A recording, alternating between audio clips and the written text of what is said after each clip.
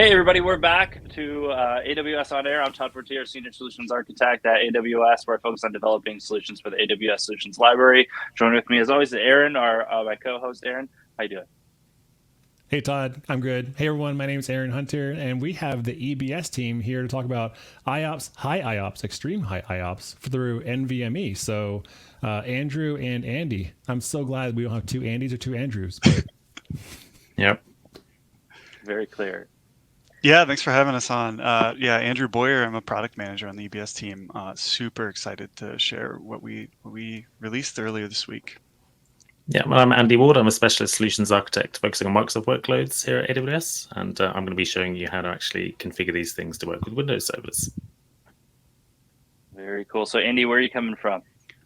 I'm coming from London, United Kingdom, so it's nice and early here. Was it 8:37 p.m. on a Friday night? So I'm ready to show you some awesome stuff. Very cool, all over the place. And Andrew, what about you? Where are you coming from? I'm coming from Seattle, so it's a good 12:30 here, and I'm excited for Andy. I think we're on Twitch, so this is going to be a speed run of Windows cluster setup. Might be a world record. I'll have to check. It's going to be a ClickOps speed run. We're going to see how quickly I can get through. So we're talking. That's cool. Elastic block storage. Andrew, want to give us like an overview? What is EBS and how does it fit into the EC2 service? Yeah, for sure. So if you use EC2, you're using EBS. EBS is the blocks storage for EC2. We're a network attached service, so we give you a EBS volume, which is a data disk. It's the ones and zeros. So there are other services that do file. We do block. And then there's a whole constellation of services around your data in EBS. So we have backups, we have data services to move your data around, adjust based on price performance you're looking for, and there's a bunch of stuff there. So I'll leave it at that. Yeah, a lot to learn. Lots of different storage types that we talk about at AWS. EBS is one of those storage types. And for what we're talking about today, this is a feature request from customers. How did we get into talking about IOPS and EBS today?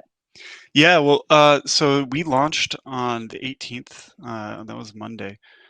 We launched fencing for EBS multi-attach on our premium product, our provisioned IOPS volume IO2. And so the feature is for multi-attach, and multi-attach lets you have many instances attached to one EBS volume, and it's primarily for clustering, and you'd cluster, for those who are familiar, for resiliency, for performance. If you have EC2 instances, both accessing the same data, if you need to do an update, you can keep your application running and update one while the other takes over, and so it's kind of a pattern to improve availability. And so on Monday, we launched fencing in NVMe reservations. And it's a series of commands. It's super technical, so I'll stay high level, but it's a series of commands that your applications will use to coordinate safe access to that storage, right? did you say fencing, like the sport?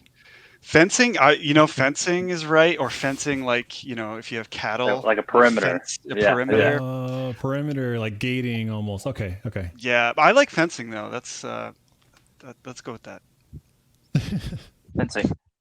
Okay, so you're saying we can have one EBS block store and we can attach that to multiple EC2 instances in our account. So is there a limit to how many instances we can attach that one EBS volume to? Yeah, there is. It's 16 today. And so, usually customers tell us that they only need a few, but we wanted to give them as many as we could, so we went with 16. Nice. So the typical deployment's much lower than that. And very similar to like other multi-attach EC2 instance EBS volumes, they have to be in the same availability zone. Yeah. That's right. All of the EBS characteristics apply. So we're a zonal service, so it's within a single availability zone. That's right.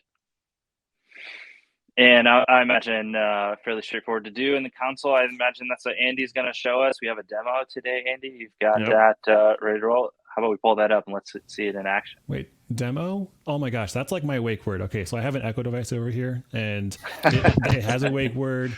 If I say it and if I give it a command, it does the thing. So you say demo, and I'm like, my ears perk up like my cat hearing treat. Okay. I'm excited. Cool. Yeah. All right, Andy, So take it here. What are we looking at? yeah, so I think, I've got like 11, 12, 13 minutes to do this demo. So I'm going to be going quite fast, as we said. So like click up speed run, see what we can do. So we're starting off in the AWS console. So the AWS console is where you go to provision your, services and different things within the AWS cloud. And what we're going to start with is EC2, which is the Amazon Elastic Compute Cloud. And the reason I'm going in here is because it has the two things that I'm going to be showing you today. So I've got my instances, which are basically servers running in the cloud, and I've got my Elastic Block Store, which is that like disks in the cloud thing. So what I have is I've got 5 instances set up today. I've got a couple of bonus nodes for my exciting finale. I've got an admin instance, which is what I'm going to be using to actually control the different parts of the clustering that I'm going to be showing you in a minute. And I've got some WSFC nodes. And so what is that WSFC? That is the Windows Server Failover Cluster. And as we kind of alluded to a bit earlier, Windows Server Failover Cluster is basically a way of grouping together a bunch of servers to form a cluster, and you call each one of those servers a node. And if a node fails, then essentially the other nodes pick up what was running on that original node. That might be the storage, the service, the role. And that's how the cluster works. So I'm going to, hopefully that worked quite nicely. So I'm going to show you the actual servers themselves. So I'm just logged into my admin instance here, and I've got 2 failover nodes. I'm just going to swap between them. So this is node 2 and this is node 1. And like I said, I don't have that much time, so I've partially set up the failover cluster for us already. And I've gone into there's some configuration that has to happen before we get to this point, and that takes and do we have documentation on how to do that configuration here at AWS or on EC2? Yeah, we absolutely do. And in fact, setting up the failover cluster itself is like standard practice within Windows servers. So that isn't the kind of awesome bit that we're showing you today. That's the kind of standard where you'd go to start configuring a cluster. So I've had to take a shortcut because I haven't got that much time. So I've configured part of the cluster already, and I'm going to hopefully show you how to get the disks working with it too. Okay, cool. So just looking through the cluster, I've called it WSFC Cluster 1, and I've got a couple of these nodes that we were talking about, parts of the cluster, node 1 and node 2. And then I've got, I haven't got any disks yet. So what am I going to do to get some disks actually in my cluster? So the first thing that I have to do is just check and see if I do actually have any other disks connected, which I don't. I've just got the boot drive connected. So what I'm going to need to do is install the driver that supports persistent reservations.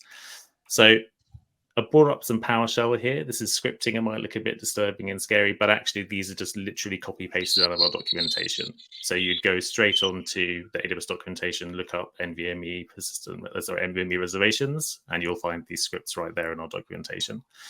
So the first part of it just goes through downloading the driver and basically unzipping it.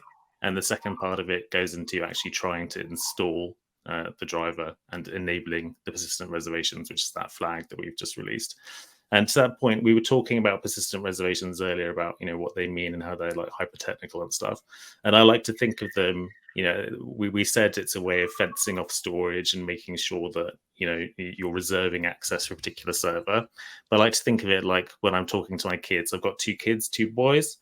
And essentially what they do is talk to me at the same time, all the time. One's going here, one's going there. I can kind of hear what they're saying, but I can't quite understand what they're saying. And what I really want to do is live in a utopian society where I can just have a chair that only one kid can sit in. And when they're sat in that chair, they can talk to me. You said you have 2 kids. Are we hearing one of those kids right now?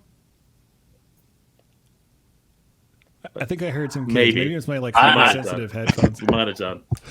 That might have been me. Like I said, we do have a 4-month-old with us, and this is right coming out of his nap time is always a little sketchy. So we're still figuring out. We're new parents, so we're figuring out. Mine might wander in. Hey, you guys coordinated on that, right? You coordinated. You probably have all the baby wipes, Todd, don't you?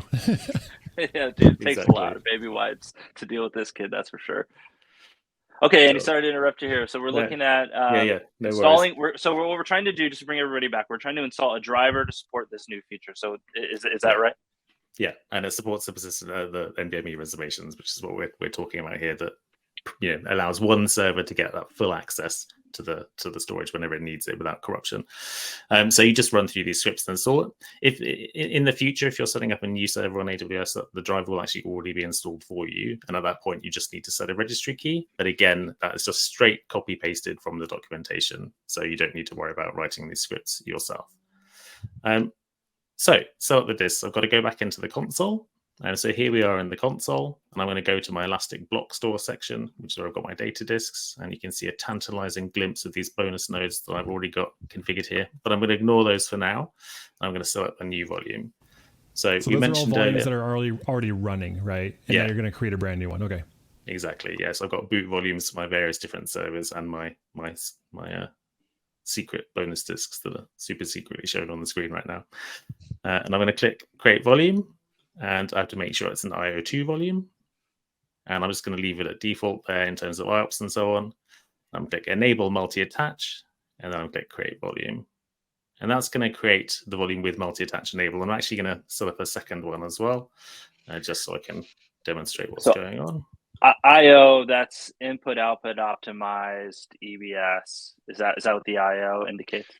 Yeah, it's a little, we don't say exactly what the naming convention is, but that's one great way to think about it. It lets you provision IOPS. So okay, you can do that separate from storage. storage. It's like an IOPS optimized volume, whereas like GP2, GP3 is general purpose. That's right. Yeah. Okay. So for our friends watching, if you aren't familiar with EBS, there's different types of volumes, different flavors.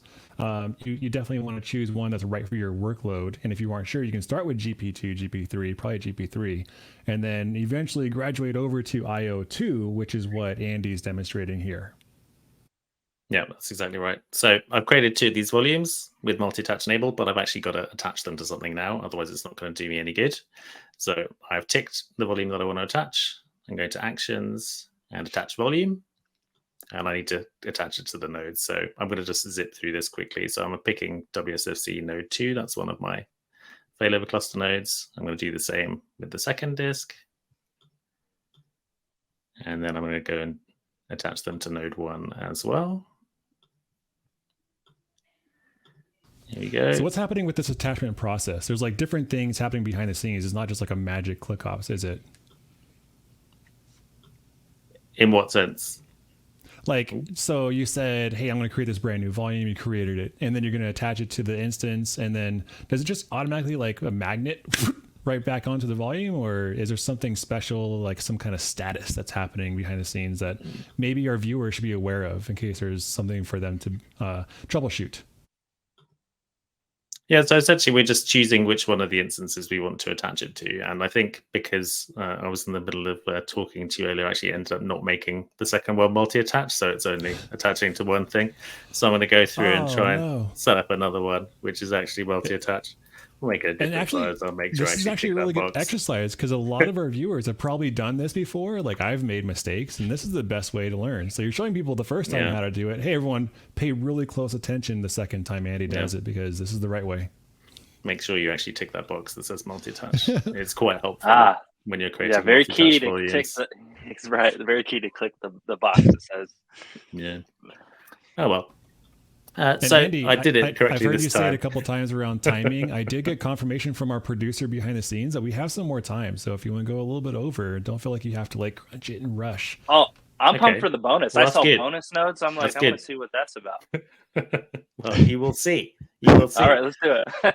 Perhaps you will see. We'll see. Let's go back onto these servers and see if we've actually got some disks attached to them now. Yay! There we go. So we've actually had some success here. I managed to tick multi-attach. I managed to attach it to the right nodes. I've got disk 1 and disk 2 actually showing on here. And let's check on node 2 as well and see if that's happened here as well. So yeah, good stuff. I actually have the disks attached to both servers. Right. And there's a question in the chat, Andy, before we move on real quick, if I can. So someone who's watching on twitch.tv/AWS On Air asked, why are we not using encryption? I'm literally just going through as quick as possible. You should use encryption if you're actually going to use this in real life. Sorry about that, guys. So you can use encryption, and then you can still use encryption across the different 16 volumes attached to one Amazon EC2 instance in the same availability zone. Yeah. Sweet. Yeah, so there so you because go. yeah, so I'm glad I've got a little bit more time now. This is a very much optimized demo. You wouldn't believe it so far, but it was optimized for time, fewest clicks possible to get everything done. But yeah, do your normal encryption, what you'd be doing in with the rest of your servers and volumes with this as well. Cool. Thank you for the question, the query. Right, so I've got these 2 disks. I need to mark them online. I need to format them, all the things you would do with the normal Windows disk. I'll just get set to GPT just in case we expand them over 2 terabytes in future. Set up my simple volume. And this is just kind of your regular stuff, same thing as you do on like a laptop or something if you're adding a new disk. Nothing special here at all. Marking it online again, initializing, going ahead and formatting it. Let's go data 2. There's my disks, they're formatted. And on the other side, you can see they're still showing unallocated. But if I do a refresh on this side, you can see that something's happened. So the other node's detected that something is going on, but it's still not actually seeing what's going on from a cluster point of view. So we're going to head back into the Failover Cluster Manager. And I'm going to click on Add Disk. And it should find the 2 disks that I just selected. So there we go. It's picked up cluster disk 1 and cluster disk 2 and those capacities that I configured in the console. And I'm going to say OK. And there we go. So they're both showing online, which is great. But what I want to show as well is that these disks pass the failover cluster validation test. So when you set up a failover cluster on a Windows server, you have a sort of validation tests you can run to test like the network, the storage, and a bunch of other stuff to make sure that everything you're using will be supported by Microsoft if you run into a problem of some kind. So we're going to run the cluster validation tests on just the storage. So to do that, I was taking those disks offline, going back up to my cluster and clicking on Validate Cluster. And I'm going to do run only the tests I select because I just want to do the storage. The tests take quite a long time if you let them all run. And so I'm literally just going to let the storage tests run. And while you're doing that, I see a comment from Sugar Shay saying very interesting. So I think it's interesting too, because now we have this like really fast, really powerful IO2 for IOPS performant type volume. So what are some of the use cases for this type of volume at the speed that we're demonstrating today?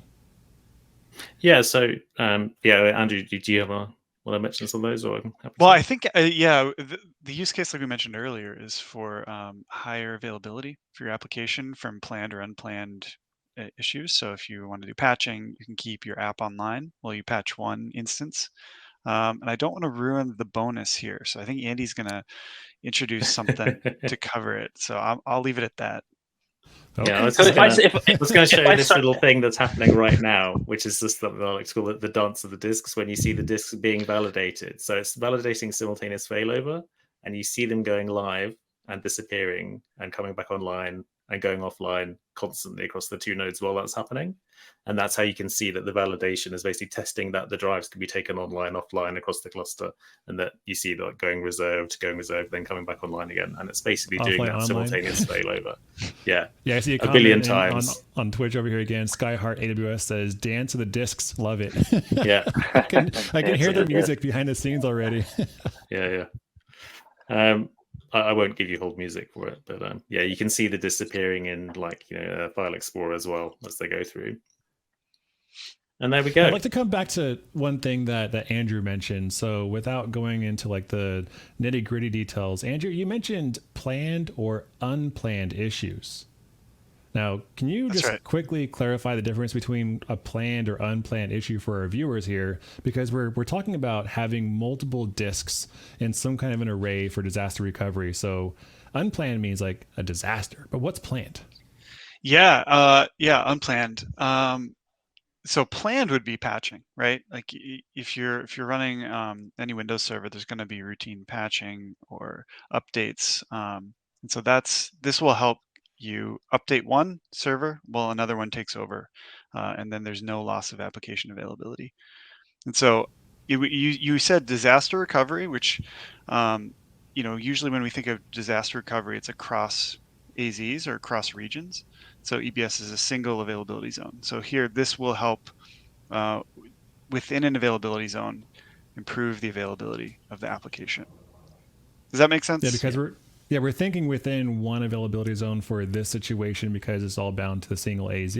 That's right. But what if you have this workload running in another availability zone and another availability zone, so you can still kind of load test against it, and you can still fault tolerate. So fault tolerate testing, chaos engineer testing, fault injection simulator. Oh, that's another question for you. Is this applicable to FIS or fault injection simulator? Or I mean, not? absolutely, you should be using fault injection simulator to test how your app responds, and that's true for clustered workloads and non-clustered. And so you can do that with EBS. We have a pause IO action that you can use to do that. Awesome, cool. Andrew, if I start with a single attached EBS and I want to move to a multi-attached EBS, is that possible with this new, or do I have to do some sort of migration effort? So technically you can use so I alluded to some data services earlier. You can use our data services. There's a feature called elastic volumes. So you can modify a volume to enable multi-attach. But usually that's not something that you can just turn on. Like as you're seeing, Andy, in the demo here, setting up a clustered workload is not a trivial thing, and you should have an idea of what you're doing. So technically you can do that, but that's not generally how we see customers using multi-attach. Yeah, you wouldn't normally see someone swapping from standalone to cluster while trying to maintain a live service, I would say. Yeah. Andy, where are we at now? We're seeing. That all finished. It went through. It was successfully validated, and everything was awesome. But I've still got my bonuses to show you, which are there partly as bonus and partly in case it didn't work and partly in case I ran out of time. But apparently, it's all going okay, apart from me not clicking the right boxes.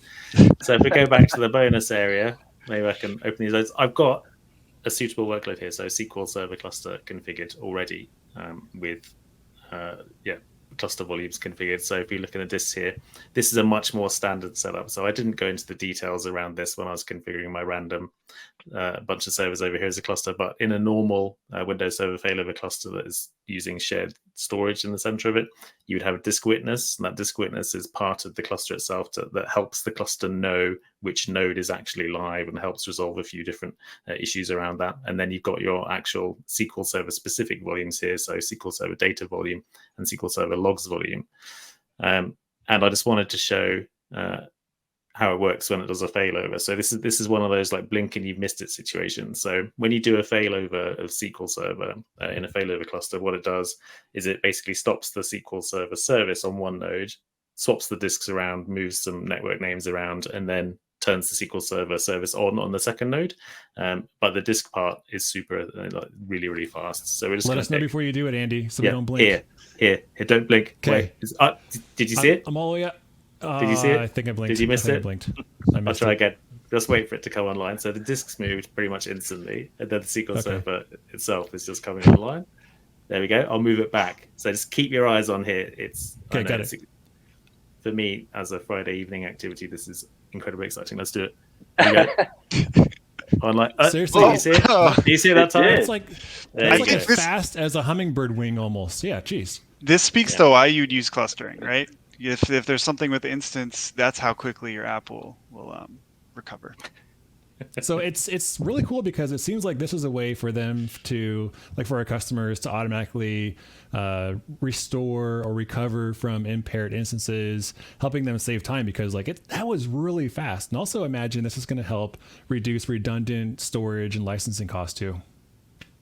Yeah, exactly. Yeah, so it's very handy for, and one of the things that I would say, if you are thinking about doing this SQL Server cluster, for production in a single availability zone, is just think about what you're doing with your EC2 as well in terms of placement groups. You've got those SQL servers that are sat in one availability zone. Try and make sure that your EC2 servers are in a spread placement group. So that's just something that makes sure that your instances are running in different areas inside an availability zone, so they're not going to go down at the same time if something does happen at that time. But yeah, it's very, very, very handy for super high performance workloads. You have IO2 sat behind it, very, very fast volume, and then you got your cluster working low latency, and it's super awesome. And I love SQL Server, and it works really, really well. So yeah, there you go, guys. Demo done. Cool bonus. Cool. I was Andrew, so pumped for that bonus. Oh, I know. And it was like so fast. Andrew It and is. Andy, thank you so much. That was a really cool demo. And Andy, I hope you appreciate the extra time. And everyone watching, I hope you appreciated the extra time too. So that way you can see that super fast, don't blink moment where the discs did their dancing. Andy, Andrew, where can people go to learn more about this feature or this? I'm assuming there's documentation. One question I was going to ask, I come from a developer background and wrote a lot of infrastructure as code. I imagine this is fully supported by the CDK and the CLIs that we have today. Yeah, you can set up EBS using the SDKs, the CLI, the console. That's right. And again, the user guide is the best place to go. This is where we have our info, and there's the EBS user guide. And then also from there, you can go and learn about setting up the Windows and making sure you have the right driver. Yep. And then also you can watch the demo. This will be on the speed run. Yeah, and just in terms of the automation on the Windows side, you can do all of that as well. It's all PowerShell scriptable. We've got plenty of blogs on the AWS blog channel about how to make that PowerShell script as well. It's just that mix for, blink and you missed it in terms of the install. If I did the scripts, it'd be extremely boring. So they're there and they're ready to use anytime you want. Very cool. Well, thanks, Andrew. Thanks, Andy. That was a very cool demo. I appreciate you coming on and showing us how it works.